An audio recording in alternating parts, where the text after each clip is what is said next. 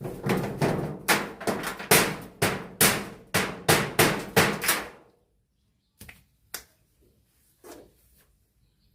สิไปซื้อไว้อยู่ในไว้รถเลยมื้อนี้สิเอารถใหญ่ไปพี่น้องเอ้ยเนาะมื้อนี้ก็ได้เอารถใหญ่ไปไปซื้อไว้เลยซื้อไว้เลยแล้วก็สิตอนแรงก็สิมาแต่ไว้แน่เนาะสิให้ช่างเพิ่นมาเพราะว่าน้ำบ่มีเด้พี่น้องเอ้ยเนาะทางเฉพาะเพิ่นก็คิดเห็นโอ้ยบ่มีน้ำนี่แล้วเลย แห้งบุกแห้งๆไปเลยนะแห้งๆไปเลยแล้วเนาะคันบ่มีน้ำมีในก็จังว่าโอ้ขอบคุณทุกคนพอหลายๆจังว่าคือเห็นลูกเห็นเต้าเนาะมาคงบ่ได้เป็นอยู่ในเฮือนนี่หลายปีแล้วพี่น้องบ่ค่อยปลูกมันเนาะมีแต่ปลูกอยู่ไห้อยู่นะนี่มันไปเด้มันคือเดือนพี่น้องเอ้ย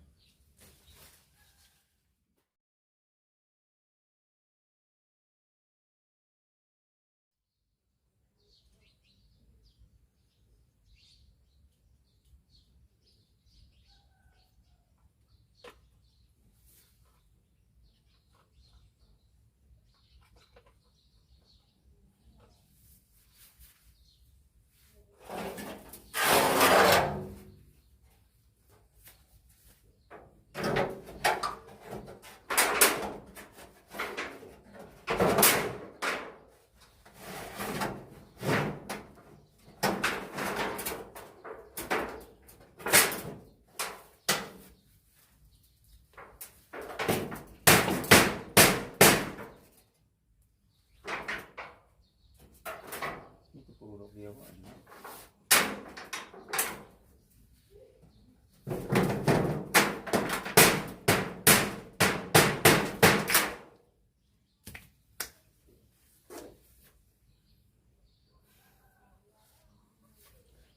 พี่น้องเอ้ยเนาะไฟใหม่พี่น้องเอ้ยเนาะไฟใหม่ไดน้ำที่ว่าเฮาใช้อยู่ปัจจุบันนี้แหละพี่น้องเอ้ยเนาะมือแรงเนาะมือแรงทางเบอร์จิตสีไปซื้อมาใช้ใหม่เนาะคือว่านี่แหละพี่น้องเอ้ยเนาะก่อนอื่นเด้อกราบทักทายสบายดีพ่อแม่พี่น้อง FC เนาะบัดสุขสู่คนอันนี้ก็ได้หลายมือแล้วพี่น้องเอ้ยเนาะเสียไฟใหม่ได้หลายมือแล้วทางบริษัทสีปิดไว้บัดนี้ปิดไว้ช่างเพิ่นมาเบิ่งมือนั่นที่แรกนะทางบริษัทคือว่ามันเป็นน้ำอย่างเนาะอย่างคือว่ามันใหม่ใช้นะพี่น้องเอ้ยพุ่นมันใหม่ลวดเนาะพี่น้องลวดที่ว่าอย่างก็มันเป็นทองค่ะนะไดน้ำ FC ก็คือสีเคยเห็นอยู่ดอกเนาะมันสิใหม่แกนมันนะพี่น้องแกนลวดทองค่ะนะนี่ก็บ่เข้าใจคือกันแต่ว่าทั้งสร้างเพิ่นว่าต้องซื้อเครื่องใหม่เลยเนาะพังเบิ่งสร้างเพิ่นบอกว่าสิอยู่ในประมาณ1,000-2,000เนาะ1,500หรือว่า 2,000มีแต่ว่าทางบริษัทสิเขาไปถามไทยหรือว่าไปซื้อเมื่อนี้ก็สิเบิ่งเท่าไหร่พี่น้องเนาะว่ามันราคาปัจจุบันนี้เท่าไรกันแท้เนาะพี่น้องเนาะทักทายสบายดี FC เด้อพี่น้องเด้อเนาะอยู่เนาะที่เฮือนตอนนี้พี่น้องเอ้ยเนาะทางบริษัทจะเอาสังกะสีมาปิดไว้มานี่ฮะรู้สึกว่าสิล้างรถพี่น้องเอ้ยเนาะว่าสิล้างรถแหละเพราะเฮามาเปิดใดคนกลุ่มรถพี่น้องชิวก็รู้ก็กลัวบัดนี้ก็ได้เนาะมีแต่ว่ามื้อนี้น่ะทั้งถ้าพ่อเพิ่นเนาะพอหักทั้งฝรั่งพี่น้องเอ้ยเนาะเพิ่นได้ฝากเงินมาให้บริษัท100 ยูโรเนาะ100 ยูโรเดี๋ยวให้บริษัทน่ะไปเบิ่งเนาะไปเบิ่งเรื่อง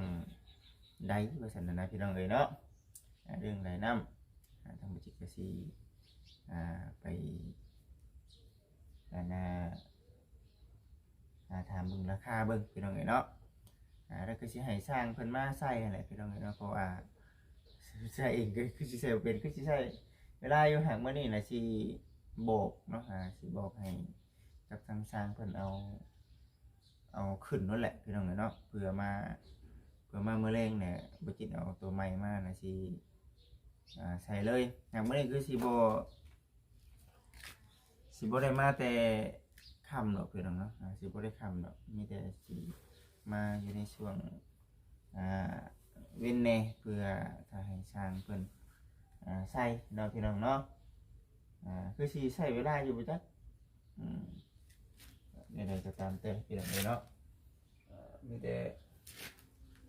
ก็สิบ่ได้ดึงขึ้นเนาะเพราะว่ามันเพอยู่ทางเทิงพี่เนาะ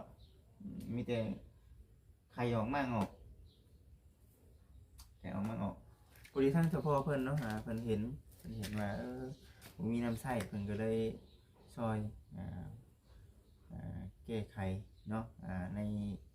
ส่วนที่มันสำรุดนี้เนาะจังไดก็ขอขอบคุณทางพ่อกับแม่หลายๆเด้อเนาะรอบเช้าๆพี่น้องเนาะก็จะเป็นนี่แหละเสียงเนาะ เสียงรอบเช้ามาคุ้มพี่น้องเอ๋ยเนาะสิให้เบิ่งโอ้ใบเดืองแหละพี่น้องเอ๋ยเนาะมาคุ้งพี่น้องเอ๋ยเนาะโอ้มีอันนั้นเด้มีหมากนั่นก็มะเขือเนาะมันคือบ่เป็นหมากลกพี่น้องเอ๋ยเนาะ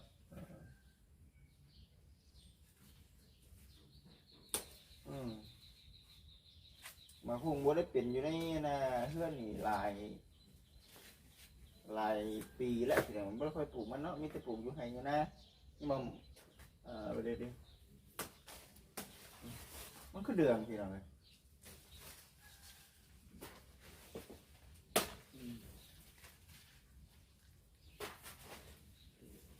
ให้งัวกินพี่น้องเลยเนาะโดนลงไปให้งัวกินอันนี้เป็นกุ๊กหมักไข่เนาะเป็นกุ๊กหมักไข่หมักที่ว่ามันออกน้ำเงาเก่าพี่น้องเลยเนาะเห็นบอกพี่น้องเลยเนาะออกน้ำเงาเก่าเลยพี่น้องเอ้ยอันนี้นะนี่ได้เพราะว่าตะกี้เนี่ยมันเป็นหมากแล้วมันรู้สึกว่ามันเป็นอย่างมันตายพี่น้องเนาะมันตายแหละคือว่ามันสิตายเลยแหละยังคงไหวอยู่เนาะนั่นแหละเนาะพี่น้องเนาะเบิ่งโอ้ยังมีกุ๊กเบี้ย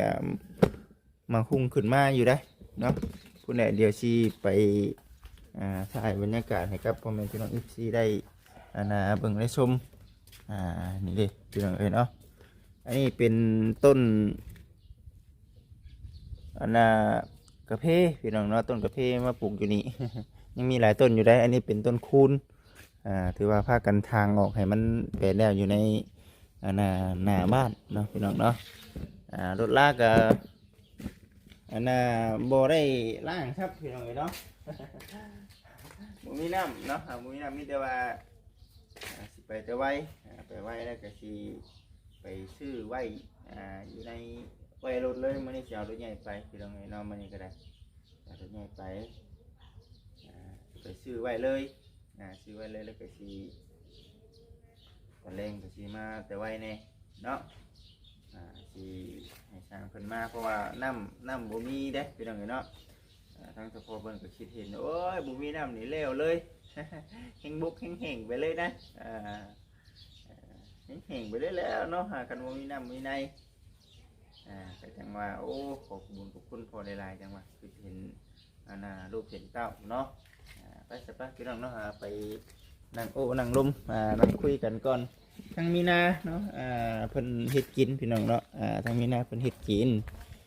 นี่เด้ทั้งห้านเด้อพี่น้องเด้อทั้งห้านทั้งวจิตเองนี่แหละช่วงนี้ก็คือว่าเนี่ยพี่น้องน้อยบ่ได้เปิดห้านเพราะว่าเป็นหยังคือว่าชั้นเพราะว่าหลักๆเลยเนาะพี่น้องเนาะได้เอาไปหน้าเนาะได้เอาไปหน้าเพื่อเดียวเพิ่งเบิ่งอีกสักหน่อยก็สิซื้อมาให้มีนานั่งขายอยู่เฮือนเนาะอันนี้จะเป็นต้นอย่างก็ต้นบารมีบ่พี่น้องเนาะหรือว่าต้นอย่างเพบารมีเนาะ เคยมีบ่พี่น้องเอ้ยเนาะเคยปลูกอยู่บ่พี่น้องเอ้ยเนาะมีอยู่บ่อยู่ในเฮือนในชานมีหน้าดอกเป็นคนปลูกเองเนาะเพิ่นเป็นคนมักปลูกมีหน้านะแล้วก็ตัวนี้พี่น้องเอ้ยเนาะตัวนี้ก็จะเป็นมะคุงนี่โอ้ยคุยด้วยแท้พี่น้องเอ้ยเนาะออกมาเนาะพากันออกมาทางบ่จิตจังสิได้เดี๋ยวยังไปตลาดนัดเดี๋ยวบ่จิตสิปิดไปขายน้ำ นี่เด้พี่น้องเอ้ยเนาะเป็นบอนเนาะเป็นบอนที่เฮานั่งเนาะมันก็สิมีคุมเงาแหละพี่น้องเอ้ยนี่เด้มีต้นกระเพน้ำเน่พี่น้องเอ้ยเนาะมีแต่ต้นหนองมุงหนองไม้ทั้งมีหน้าปลูกไว้เด้อพี่น้องเอ้ยเนาะนี่เด้ ต้นยังนี่พี่น้องเนาะเห็นอยู่บ่จากต้นเอียงเนาะนี่ต้นกระบองเพชรเนาะแล้วอันนี้ก็ต้นกาแฟโอ้FC66ในเนาะทางนั้นก็ได้พี่น้องเนาะนี่ต้นหมักฝรั่งเนาะหมักชีดา เอาพี่น้องเนาะห้านช่วงนี้ก็เปิดปิดไว้ก่อนก็ต้อง คักดีเนาะมาอาบอยู่นี่พี่น้องเนาะมาอาบอยู่นอกฮะขออนุญาตพี่น้องเนาะ มาอาบอยู่นี่เลยพี่น้องเนาะมาอาบอยู่นี้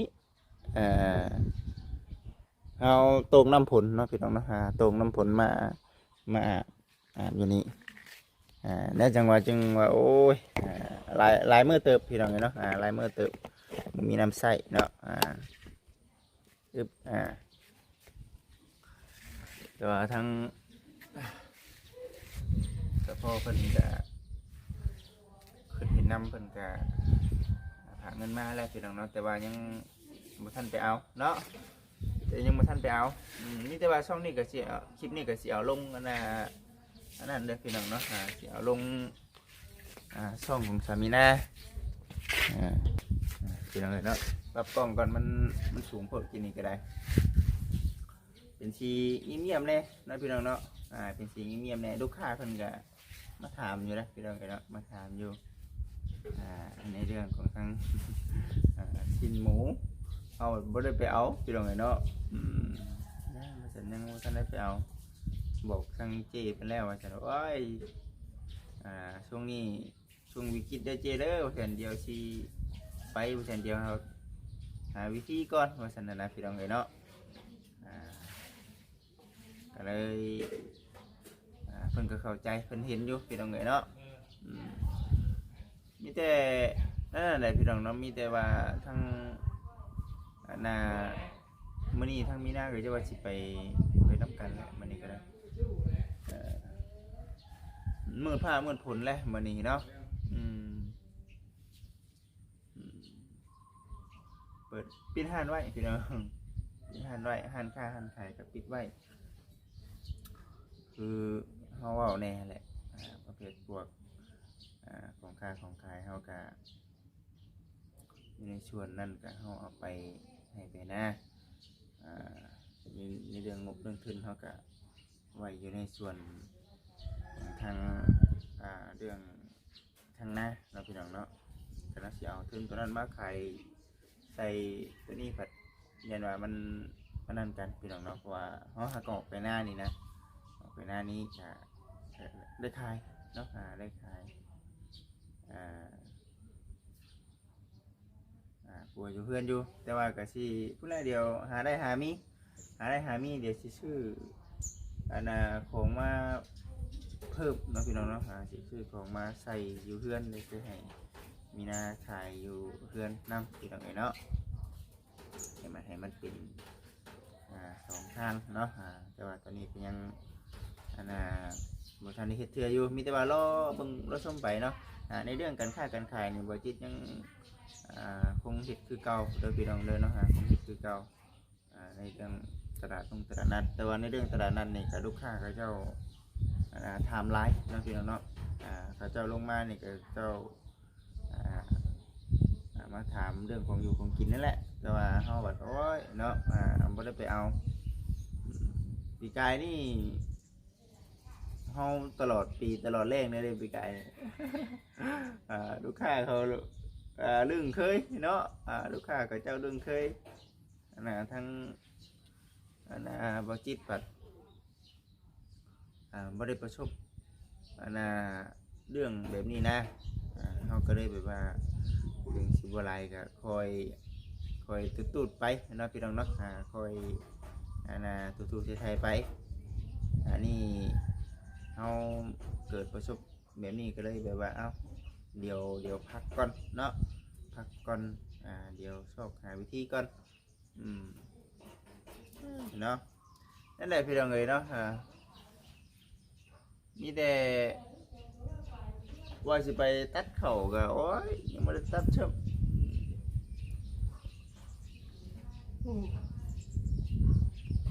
นอนดึกตีหนึ่งพูดได้พี่น้องเมื่อคืนกันตีหนึ่งคือว่า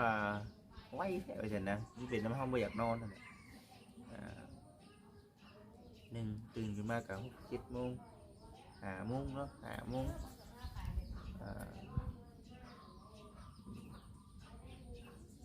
วันนี้วันยังพี่น้องลืมเลยน่าจะเป็นวันประหัสของพี่น้องแม่เนี่ยเนาะวันประหัสมาเลยพี่น้องลูกค้าก็มาถามลูกไปเบิ้งลูกไปฉันยาคายแล้วบ่เป็นเหรอนะพี่น้องบอกกันไว้อยู่บอกกันไว้เมือกเหมือนพี่น้องเนาะตกอยู่บ่เนาะ FC เพิ่นคอมเมนต์มาอยู่เลยเรื่องที่บนฝั่งไทยบางบอลเพิ่นก็ว่ายังแห้งยังแรงอยู่เนาะหาไหลมาในเด้อฟ้าฝนว่าซั่นนะเนาะผู้แลพังเบิ่งเด้อพี่น้องเด้อเนาะพังเบิ่งมือแมลงคันว่าเพิ่นสิเฮ็ดแล้วในเรื่องเอาใดมาใช้นี่บ่จิตสิให้กับทางสร้างไฟเพิ่นเพราะว่ามันเฮาเฮ็ดบ่ได้เนาะเฮาเฮ็ดบ่ได้อันนี้ก็ต้องขอบคุญขอบคุณเนาะทั้งบ่แสนเพิ่นให้กำลังใจพี่น้องเนาะเพิ่นให้กำลังใจแนะนำเว้าตรงๆเนาะแบบว่าให้เฮายอมรับกับสิ่งที่มันเกิดสิเกิดคือในเรื่องว่าให้เฮาสู้นะพี่น้องเอ้ยในหลายช่องเก่าก็มันบ่ได้แล้วก็มีแต่ให้ขึ้นอย่างไรทำใจให้มันล่าเริงมันจังถ่ายคลิปออกมาได้ดีเนาะกะสีพยายามอยู่พี่น้องเนาะสีพยายามอยู่ในเรื่องการเฮ็ดเวียกเฮ็ดงานเด้อพี่น้องเด้อเนาะตัวนี้กะสีเฮ็ดใจให้มันเข้มแข็งเนาะพี่น้องเนาะทางบ่แสนเพิ่นก็บอกมาเนาะทางบ่แสนเพิ่นบอกอยู่ทางเฮาเองก็สิตั้งมุกตั้งใจเนาะในการเฮ็ดเวียกเนาะมีแต่คือบ่จิตคือว่าที่ผ่านมาแหละก็บ่ได้ขออย่างไรนะพี่น้องเนาะขอกำลังใจเนาะขอกำลังใจกับทางพ่อแม่พี่น้อง FC เนาะคือสิฮู้กันหลายแล้วล่ะพี่น้องเอ้ยเนาะมีแต่ว่าในใดก็สิตั้งจิตตั้งใจสู้ๆแล้วก็ขอขอบคุณขอบคุณเนาะในเรื่องของทางพ่อแม่พี่น้อง FC ที่ให้กำลังจิตกำลังใจเนาะหมู่ครูอ้ายเอื้อยเนาะที่ให้กำลังจิตกำลังใจเนาะที่พยายามเนาะผ่านจุดมรสุมนี่ไปให้ได้พี่น้องเอ้ยเนาะมีแต่สิตั้งช่องใหม่เลยหลายเดี๋ยวนี้นะพี่น้องเนาะคนตั้งช่องใหม่ผู้และอดทนเอาอีกประมาณจัก2-3 เดือนเพื่อแหละพี่น้องเอ้ยเนาะจังสีมีจังสีหายใจมอดพี่น้องเนาะอีกประมาณจัก2-3 เดือนเดือนนี้นะเดือน7บ่พี่น้องเดือน7ก็นับคือกันแหละพี่น้องนะเพราะมันอยู่ในช่วงต้นคือกันนะ7 8 9 10ก็ตกเดือน14 เดือน3 เดือนปลายเนาะแต่ว่าในเรื่องเบี้ยของบริจิตนี่มันต้องนับ4เนาะเพื่อว่าเดือนนี้เขาก็ต้องได้เอาไปให้เขาเนาะ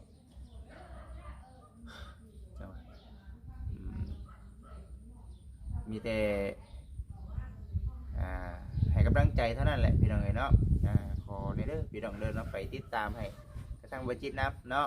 บ่จิตสะพานบุญเนาะพี่น้องเนาะบ่จิตสะพานบุญในเรื่องบ่จิตสายบุญนี่ก็ขอติดตามกันเข้ามาเรื่อยๆเด้อพี่น้องเด้อเนาะในเรื่องว่าสิได้เพราะว่าบ่จิตได้เว้ากับทั้งเขาเพิ่นเนาะในเรื่องเงินของทั้งช่องของมีนาเดี๋ยวนี้นะมันอยู่ในหลักพันเนาะหลักพันก็ได้1,700เดี๋ยวนี้พี่น้องเนาะว่าเมื่อวานนี้ปัญหาขึ้น200บาท ช่องสิพอไว้อยู่บ่ล่ะพี่น้องเอ้ยเนาะเพิ่นก็เลยอย่าซะว่าซั่นตั้งช่องใหม่มันบ่มีความเสี่ยงอีกเพราะว่าทั้งช่องของมีนานี่มันยังมีความเสี่ยงอยู่เนาะนั่นแหละจังว่าเอาฝาก FC คอยให้กำลังจิตกำลังใจในเด้อพี่น้องเด้อว่าซั่นมีแต่ว่าทางเบิ่งมือแรงหรือบ่จิตสิถ่ายเนาะคลิปให้กับทางพ่อแม่พี่น้อง FC ได้เบิ่งตอนสร้างเพิ่นมาเฮ็ดเนาะเฮาก็จังสิว่ากันอีกเทื่อเนาะพี่น้องเนาะมีแต่ว่าขอขอบคุณ FC หลายๆที่เข้ามาเบิ่งมาชมเด้อพี่น้องเด้อเนาะขอให้กำลังจิตกำลังใจพี่น้องเอ้ยเนาะมีแต่ว่าขอให้ FC อยู่ดีมีแฮงพระผู้ใหญ่อยู่ดีมีแฮงแต่พ่อแต่แม่และพ่อเด้อขอบคุณหลายๆที่คอยฝากเงินฝากคำมาให้ลูกพอได้แก้ไขในเฮือนในซ่านเนาะก็ขอให้พ่อกับแม่อยู่ดีมีแฮงเลยเนาะปราศจากโรคภัยไข้เจ็บทุกประการเนาะเงินก็ได้เงินทำก็ได้ทำเด้อพ่อกับแม่เด้อเนาะFC เช่นเดียวกันสำหรับคลิปนี้ขอกล่าวคำว่าสบายดีอยู่ดีมีแห้งเนาะ โดย